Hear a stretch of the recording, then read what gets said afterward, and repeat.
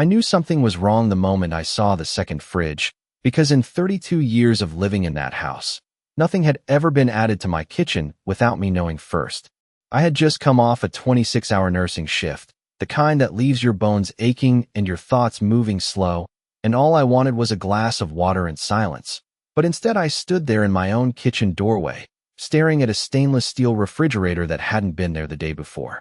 It wasn't just the appliance itself, it was where it stood, slightly angled, like it had been pushed into a space that wasn't meant for it, too clean, too new compared to everything else I had carefully chosen over decades. I didn't call out for Daniel, and I didn't ask Rebecca a single question, even though I could hear her voice drifting from the living room, light and casual, like nothing had changed. I just stood there, letting the hum of that second fridge settle into the silence, feeling something shift inside me, something quiet but certain. This was my house. I knew every cabinet hinge, every scratch on the countertop, every sound it made at night, and yet in that moment, it felt like I had walked into someone else's life. I opened my usual refrigerator out of habit, noticing right away how empty it seemed, how the things I remembered buying were either gone or rearranged, replaced with cheaper versions, smaller portions, details most people wouldn't notice, but I did. I closed it gently and looked at the second one again, its smooth surface reflecting just enough of my face for me to see how tired I looked, how out of place I suddenly felt. I didn't try the handle. Not yet. Instead, I walked past it, set my bag down by the stairs, and listened. Rebecca laughed at something on her phone, her voice warm in a way it never was with me, and Daniel said something low I couldn't quite hear. They sounded comfortable, settled, like this new addition had always been there.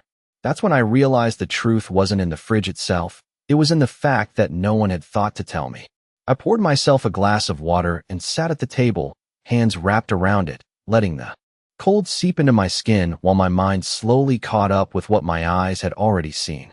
I had spent years working double shifts, picking up extra hours, making sure this house stayed paid for, making sure Daniel had everything he needed growing up, and now there was a locked part of my own kitchen I didn't understand. I didn't feel angry, not yet. I felt something colder, something steadier. Because people don't hide things without a reason, and whatever was inside that second fridge, it wasn't just food. It was a line, drawn quietly in my own home, and I had just realized I was standing on the wrong side of it. I did not sleep that night, even though my body begged for it, because every time I closed my eyes, I saw that second refrigerator standing there like it belonged more than I did. And sometime around 3 in the morning, when the house had settled into that quiet hum I used to find comforting, I heard it, a soft click followed by the low creak of a door opening. Not mine, not the one I had used for years, but the other one, the new one, and I stayed perfectly still in my bed, listening as careful footsteps moved across the kitchen floor, slow and deliberate, as if whoever was there did not want to wake me, which told me everything I needed to know without seeing a single thing. The next morning, I got up before sunrise, the way I always did after a long shift, muscle memory guiding me through the routine, coffee maker on, blinds half open, the early light stretching across the countertops, and there it was again, that second refrigerator, quiet, closed, almost innocent in the daylight, but I knew better now.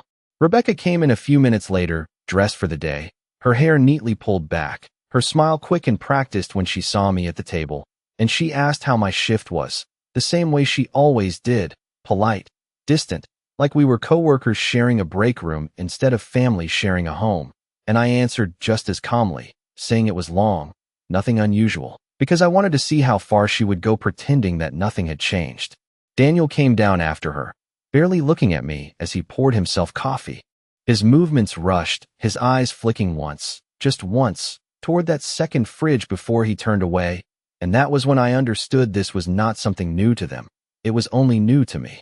I watched Rebecca open the main refrigerator, take out a carton of eggs, close it again without hesitation, without even glancing at the other one. And it was not avoidance, it was confidence, the kind of confidence that comes from knowing you are not being questioned. I sipped my coffee slowly, letting the silence stretch just a little longer than usual.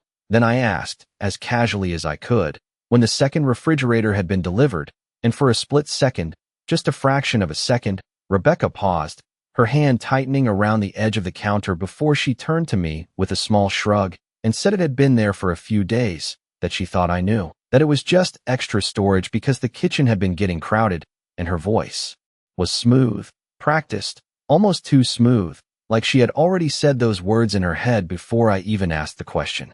I nodded, like it made perfect sense, like I believed her, and I did not say anything else. But inside, something settled into place, something firm and unshakable, because I had lived in that house long enough to recognize when something was being added and when something was being hidden, and this was not about space. This was about separation. After breakfast, they both left for the day, Daniel with a quick goodbye that barely reached his eyes, Rebecca with her usual polite wave, and the moment the front door closed, the house felt different again, quieter, heavier, like it was waiting to see what I would do next, and I stood there in the kitchen, alone with that second refrigerator, knowing that whatever line had been drawn in this house, I was no longer going to pretend I did not see it. I waited until the house settled into that familiar afternoon quiet before I moved. Not quickly, not with urgency, but with the kind of calm that comes when you already know something is wrong and you are no longer afraid of confirming it. And as I stood in front of that second refrigerator again, I noticed details I had missed before, the faint smudge near the handle, the slight scuff on the floor beneath it, signs that it had not just been delivered and forgotten, but used, carefully, repeatedly. And I reached out, not to open it, but just to feel it, the cool surface under my fingertips grounding me in a moment that felt strangely unreal. The handle did not budge when I tested it lightly, and I did not pull harder because I already understood what that meant. It was not just another appliance. It was a boundary, something placed there with intention, something I was not meant to cross. I stepped back and looked around my kitchen, really looked this time, noticing how small things had shifted over the past few weeks. The drawer where I kept my utensils no longer arranged the way I liked. The cabinet with my baking supplies half empty, replaced with items I did not buy. And suddenly all those little moments I had dismissed as forgetfulness or fatigue began to line up, forming a pattern I could no longer ignore. I walked to the trash can and lifted the lid, something I had not thought to do before, and inside I saw packaging that did not match anything in my refrigerator, higher-end brands, different portions, items I had not eaten in years because they were too expensive or unnecessary. And that was when the quiet realization settled deeper. This was not about making space. This was about living separately under the same roof. I sat down at the table again, the same spot I had used for decades, and tried to remember the last time Daniel had asked me what I needed from the store, the last time Rebecca had included me in something as simple as a meal plan, and the answer did not come easily because it had not been sudden. It had been gradual, subtle, almost careful in the way it had been done. I thought about the nights I had come home late and gone straight to bed, trusting that everything in my house remained as I left it, and how convenient that must have been for them. How easy it was to create a second version of a life right beside mine, without ever having to explain it. I did not feel anger rising, not yet, because anger requires surprise, and what I felt instead was clarity, the kind that comes when pieces finally fit together. They had not pushed me out all at once. They had simply moved around me, quietly, patiently, until I was no longer part of the center of anything that mattered. I stood up slowly and walked toward the hallway, pausing just once to look back at that second refrigerator, still closed, still silent, and I realized then that whatever was inside it was only part of the truth. The real story was in everything that had been kept from me. And for the first time since I saw it, I knew I was not going to ask for permission to understand my own home. That afternoon I did not touch the refrigerator, not because I could not, but because I had learned something over the years, both as a nurse and as a mother, that rushing toward the answer too quickly often meant missing the truth hiding behind it. And instead I chose to move through the house the way I always had, slowly, deliberately, paying attention to the details that most people overlook. I went into the living room and noticed the throw blanket I used every evening had been folded differently, tighter, like someone else had done it, and the remote control was not where I left it. Small things, easy to dismiss, but not when they all began to point in the same direction. I walked upstairs and paused outside Daniel and Rebecca's bedroom, the door slightly open, and from where I stood I could see the corner of a shopping bag on the floor, one I did not recognize, from a store I knew was not cheap. And I tried to remember the last time they had mentioned buying anything new, the the last time they had included me in a conversation about money, about plans, about anything that suggested we were still living one shared life instead of separate ones under the same roof. I stepped back before I could see more, not because I was afraid, but because I understood that what I needed now was not a confrontation, it was clarity. I went down to the basement next, a place I had organized myself years ago, labeled boxes, neatly stacked shelves, everything in its place. And even there, something had changed. A few items moved. A box I did not recognize tucked into a corner that had always been empty, and I did not open it. Not yet, but I made note of it, the same way I had made note of everything else. By the time I returned to the kitchen, the house felt different to me, not unfamiliar, but no longer fully mine, like a place I knew by memory but not by reality, and I stood there again, looking at that second refrigerator, realizing that it was only the most visible part of something much larger, something that had been unfolding quietly while I was working long shifts, trusting that the people I had raised and welcomed into my life were still moving in step with me. I thought about Daniel as a boy, how he used to wait by the door when I came home from late shifts, how he would ask if I had eaten, if I needed anything, and how that boy had slowly become a man who could stand in the same kitchen and not tell me something as simple as why there was a second refrigerator in the house. The change had not happened overnight, and that was what made it harder to see until now, because it had been built in small, careful steps, each one easy to explain on its own, each one forgettable until they all came together. I pulled out a chair and sat down again, not with confusion this time, but with intention, because I understood something clearly now. This was not about being tired or out of the loop. This was about being moved aside, quietly, without discussion, without respect, and I had allowed it to happen without even realizing it. I placed my hands flat on the table, steady, and let the silence settle around me, knowing that whatever they were building behind that closed door, whatever version of a life they were creating without me, it was time for me to stop standing outside of it and start deciding exactly how I was going to step back in. That evening, I changed nothing about my routine, and that was the most deliberate choice I made, because people reveal more when they believe everything is still under their control, and I needed them to feel exactly that.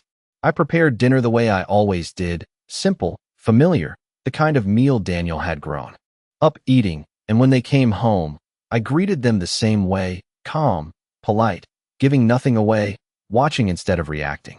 Rebecca stepped into the kitchen first, her eyes flicking for just a moment toward that second refrigerator before she smiled at me and asked if I needed help. And I told her no, just like I always had, because I wanted to see where she would go next, what she would choose when she thought I was not paying attention. Daniel came in behind her, loosening his tie, glancing between us like he was measuring the room. And I could see it now, the quiet awareness in him, the knowledge that something had shifted even if he did not yet know what. We sat down to eat, and the conversation stayed on the surface, work, errands, small things that filled space without meaning anything, and I listened carefully, noting what was not said more than what was. Rebecca talked about grocery shopping, but she did not mention anything that would explain the items I had seen in the trash, and Daniel nodded along, adding nothing, avoiding details, and it was in those gaps that the truth grew clearer. Halfway through the meal, Rebecca stood up and said she needed something from the kitchen, and I watched as she moved, not toward the refrigerator I had used for years, but instinctively toward the second one before catching herself and turning back, her hand hovering for just a second too long before she opened the original instead, and in that small hesitation, everything aligned. They had created a separate system, one that existed alongside mine but did not include me, one that required careful movements and small corrections to maintain the illusion. I kept my expression neutral, my voice steady, even when Daniel asked if I was tired from my shift, and I told him I was used to it, because I wanted him to hear the difference in what I said and what I meant. After dinner, Rebecca cleared her plate quickly, offering to take care of the dishes, something she rarely insisted on before, and I let her, stepping back, watching as she moved with quiet efficiency, her body angled just enough to keep that second refrigerator in her line of sight at all times, as if it mattered more than anything else in the room. Later, when they both went upstairs, I remained at the table a little longer, listening to the house settle again. The same walls, the same floors, but now carrying a different weight. And when I finally stood up, I did not hesitate this time. I walked directly to the second refrigerator and placed my hand firmly on the handle, not to open it yet, but to feel the decision settle into place.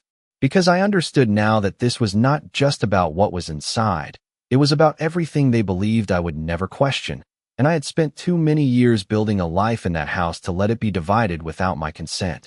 I turned off the kitchen light and headed upstairs, not with uncertainty, but with a plan forming quietly, the same way theirs must have, step by step, detail by detail, because if they thought they could create a separate life right beside mine without me noticing, then they had already made their first mistake. The next morning, I woke up earlier than usual, not because I had to, but because my mind had already decided what needed to happen, and there was a clarity in that decision that made everything feel quieter, more controlled. I moved through the house without turning on any lights, the early gray of dawn enough to guide me. And when I reached the kitchen, I paused for a moment, listening, making sure the house was still asleep, that no footsteps would interrupt what I was about to do. The second refrigerator stood exactly where it had been, silent, closed, waiting, and this time I did not hesitate. I placed my hand on the handle and pulled, not forcefully, but firmly, and for a brief second, I felt resistance, not from a lock, but from the weight of everything it represented, and then it opened. The cold air brushed against my face, sharper than I expected, and I looked inside, not rushing, not reacting, just observing, the way I had been trained to do for years. The shelves were organized, carefully, deliberately, nothing random about it. And what I saw there was not just food, it was separation made visible. Higher-end brands, fresh produce that had not been in my grocery lists, pre-packaged meals labeled with dates I did not recognize, and containers neatly stacked, each one marked in small, precise handwriting that was not mine. There were items I had not bought in years because I had been cutting back, saving where I could, thinking we were all managing together, and yet here they were, hidden just a few feet away from where I had been making do. I noticed a small envelope tucked behind a carton of milk, the kind of detail most people would overlook, but I did not, and I pulled it out slowly, opening it just enough to see what was inside. Receipts. Several of them.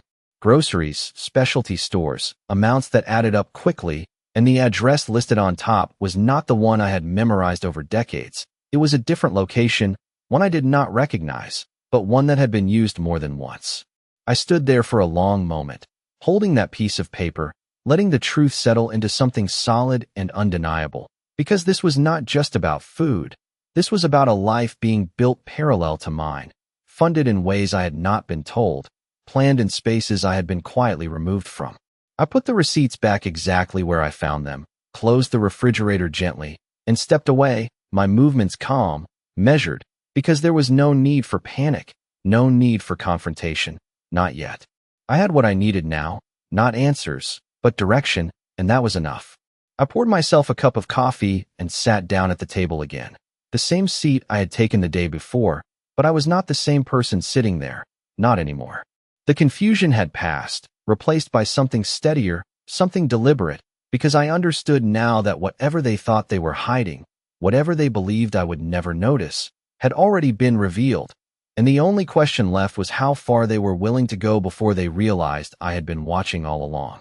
I did not mention what I had found, not to Daniel, not to Rebecca, not even in passing, because the moment you reveal what you know is the moment people change how they behave, and I needed them exactly as they were, unaware, comfortable, continuing whatever version of the truth they had built for themselves.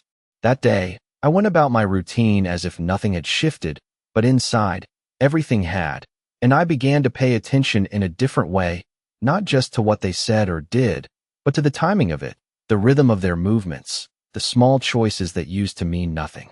Rebecca left the house later than usual that morning, carrying a tote bag I had never seen before, one that looked heavier than groceries, and when she closed the door behind her, I noticed Daniel watching from the hallway, not calling after her, not asking where she was going, just standing there for a second too long before turning away, and that silence between them told me more than any conversation could have. I waited a few minutes after she left, then stepped outside myself, not following, not directly, but just enough to see which direction she turned, and when she pulled out of the driveway, she did not head toward the grocery store or her usual errands. She drove the opposite way, toward the main road that led out of our neighborhood. I went back inside and closed the door quietly, not because I was unsure, but because I was beginning to understand the shape of things, the outline of something that had been hidden in plain sight.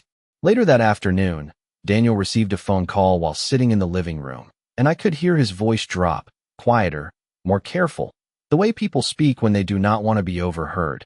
And though I could not make out every word, I heard enough, phrases like, "She will not notice," and "it is only temporary." And I did not move from where I was. I did not interrupt. I just let those words settle, adding themselves to everything else I had already seen. That evening, when Rebecca returned, she carried the same tote bag, but it looked lighter, and she went straight to the kitchen without greeting either of us. Her steps quick, focused, and I watched from the corner of my eye as she opened the second refrigerator without hesitation this time. Her back turned just enough to block my view, but not enough to hide the familiarity in her movement. She closed it again within seconds and turned around, her expression calm, composed, as if nothing had happened, and she asked if I had eaten, the same question she always asked, but now it sounded different, like a line she had learned rather than something she meant. I answered simply and returned to my seat, because I knew now that what they were doing was not accidental. It was coordinated, careful, practiced, and whatever they thought they were protecting or building, it did not include me. That night, as I lay in bed, I did not feel the confusion that had kept me awake before. I felt something else, something sharper, clearer, because the truth was no longer hidden behind small details. It was taking form, becoming something I could see without guessing. And I understood that whatever came next would not come from asking questions. It would come from letting them continue just long enough to reveal everything they believed I would never discover. The next day, I did something I had not done in years. I left the house without telling them where I was going, not because I needed permission, but because I wanted to see if they would notice, and more importantly, if they would care. I drove slowly at first, letting my thoughts settle into something steady. Then I turned onto the main road Rebecca had taken the day before, following it past the grocery store, past the pharmacy, past all the places that would have made sense, until I reached a quieter stretch lined with newer developments, the kind of places that looked finished on the outside but still empty on the inside. I did not know exactly what I was looking for, but I recognized the address from the receipt the moment I saw the mailbox, the numbers matching in a way that left no room for doubt. I parked across the street, not hiding, just observing, the same way I had learned to do over decades of watching small details that others missed, and I sat there for a few minutes, letting the scene settle into something real.